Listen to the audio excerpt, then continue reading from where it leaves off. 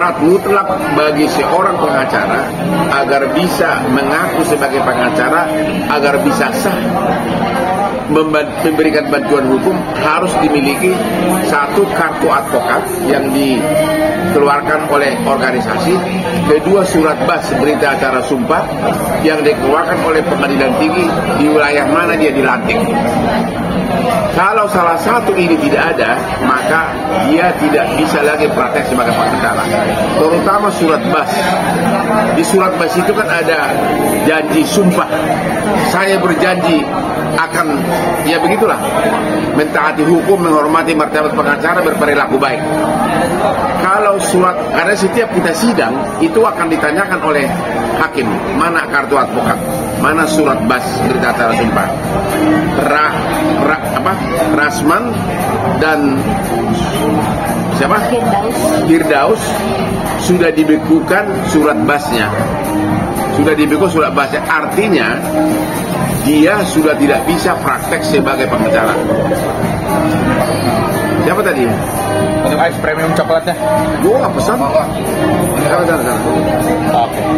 Ya, artinya sejak diterbitkan surat pembekuan bas tersebut, Rasman dan Firdaus sudah tidak bisa lagi sebagai pengacara praktek di lembaga kepolisian, kejaksaan, di seluruh pengadilan sampai Mahkamah Agung dan seluruh instansi manapun. Kalau sampai dia menandatangani surat kuasa atas nama klien, maka surat kuasa itu batal demi hukum, tidak sah. Karena di surat kuasa dia mengaku sebagai pengacara. Dan kalau sampai dibuat pembelaan yang mengaku berdasarkan surat kuasa itu, maka pembelaannya pun tidak sah, sehingga klien yang akan rugi. Artinya selama surat pembekuan bas belum dicabut, maka selama itu mereka tidak bisa lagi berprofesi sebagai pengacara. Dan juga sudah tidak ada dasarnya lagi memakai jubah advokat.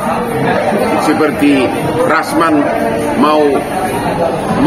mau bergaya nanti katanya sejak tanggal 20 mau pakai jubah advokat. Entah apa kaitannya terdakwa memakai jubah advokat, ya. Jadi sudah untuk saat ini sudah tamat riwayat mereka sebagai pengacara. Sudah waktunya untuk bertobat, merenung.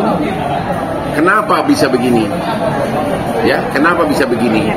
Ya, memang dalam sejarah peradilan di Indonesia belum pernah ada pengacara yang langsung di meja hakim menuduh hakim itu koruptor. Itu satu, itu dilakukan oleh Rasman. Juga dalam sejarah peradilan di Indonesia belum pernah ada pengacara pakai jubah naik ke meja sidang, menginjak-injak meja sidang. Jadi perbuatan mereka itu sudah sangat keterlaluan. Di samping surat bas mereka dicabut, tamat karir mereka selama dibekukan. Yang kedua, proses hukum pidana menunggu mereka di Mabes Polri. Satu hal terkait dengan proses hukum pidana, Rasman dan para pendukungnya di beberapa siaran TV mengatakan Indonesia kan tidak mengenal contempt of court. Memang yang diterapkan bukan undang-undang contempt of court karena belum ada di Indonesia. Kalau undang-undang contempt of court ada, maka hakim langsung bisa memerintahkan hari itu juga ditahan. Itu artinya undang-undang contempt of court. Langsung dari meja sidang, saudara saya tahan sekian lama. Itu sesuai dengan praktek di luar negeri. Di kita undang-undang itu belum ada.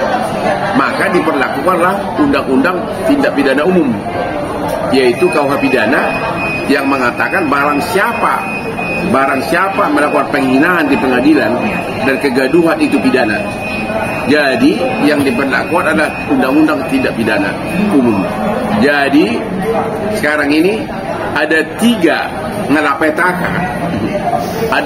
malapetaka yang dihadapi oleh Rasman dan juga si Firdaus yang katanya jago taekwondo, jago pencaksilat, jago tortor, jago dansa, jago boxer. Sekarang ada 3 malapetaka. Pertama, dakwaan karena laporan Hotman Paris.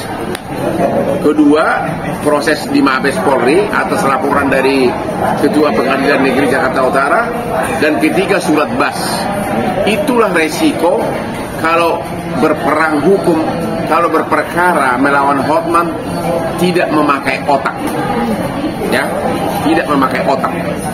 Jadi dari segi dunia pengacara, hari ini saya mengatakan kepada Rasman dan Firdaus, goodbye. Nanti tanggal 20 sidang di Pengadilan Negeri Jakarta Utara. Kalau Firdaus masih punya rasa malu, jangan coba-coba datang karena pasti diusir oleh hakim. Kalau Firdaus, tanggal 20 Februari di sidang, kalau kau masih datang memaksa diri untuk sidang, kamu akan diusir oleh petugas pengadilan. Kau tidak berhak lagi duduk sebagai pembela dari Rasman. Biarkanlah Rasman itu menangis merenungi nasibnya. Ya, biarkanlah Rasman itu menangis merenungi nasibnya.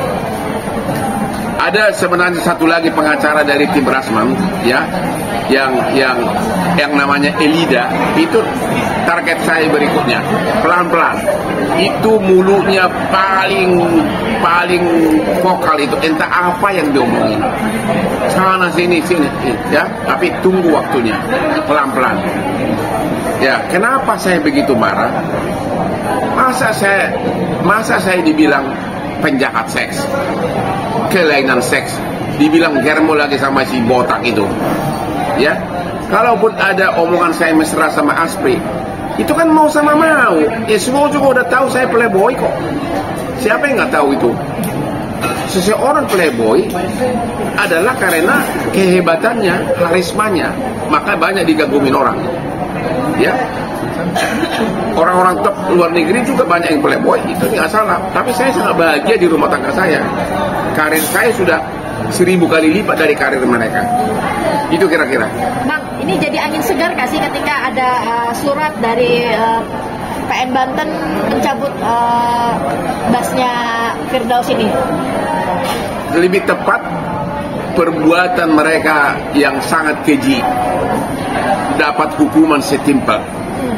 Ya, dapat hukuman setimpal. Dan tentu saya senang dong kalau pengadilan bertindak tegas gitu loh, ya. Jadi jangan lagi mengaku-ngaku sebagai praktek pengacara sampai kalau masih dicabut gitu. Oke.